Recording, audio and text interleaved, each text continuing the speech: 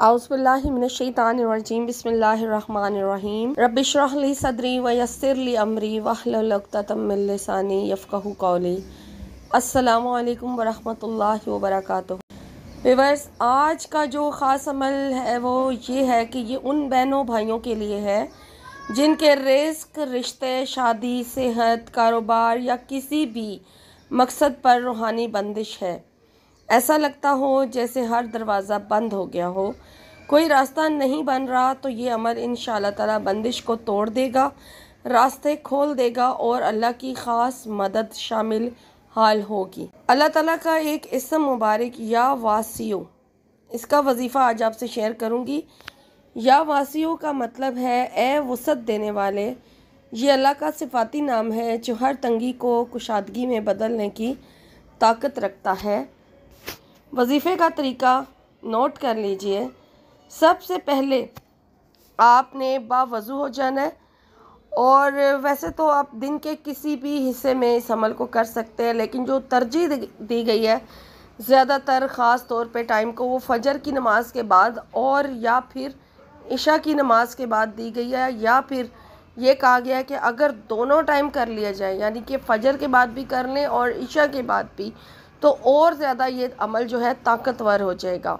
लेकिन आपकी अपनी मर्ज़ी है, आप पूरा दिन में जो आपको सूटेबल टाइम है, आप पूरे दिन में से किसी भी टाइम एक दफ़ा ये अमल डेली कर सकते हैं। अब आप बावज़ू हो जाएं, और अगर तो नमाज के साथ कर रहे हैं तो फिर तो आप पहले से बावज़ू ही हैं। तो सबसे पहले आपने दुरूद पाक पढ़ना है 11 मरतबा। आप दुरूद शरीफ पढ़ लें। दुरूद इब्राहिमी नमाज वाला बेस्ट होता है, दुरूद शरीफ वो पढ़ लीजिए। और फिर अल्लाह ताला का नाम या वासियो, इसको आपने 1000 मरतबा पढ़ना है। 1000 टाइम या वासियो पढ़ें, और फिर उसके बाद दोबारा 11 मरतबा दुरूद इब्राहिमी पढ़ें और अल्लाह ताला से दिल से दुआ करें कि या अल्लाह मेरी बंदिश ख़त्म फरमा दे, मेरे रिज़्क़, शादी, सेहत या जिस भी मामले में रुकावट है उसे तू दूर फरमा दे, आमीन। इस अमल को आपने कम अज़ कम 11 दिन लाजमी करना है, और अगर आपको लगता है कि अभी आपकी बंदिश दूर नहीं हुई तो इसको वहीं से आगे 21 दिन तक ले जाएं। इस अमल को दोबारा नए सिरे से करने की ज़रूरत नहीं है। नागा किए बगैर इस अमल को 11 से फिर आगे बढ़ा के 21 दिन तक मुकम्मल कर लें।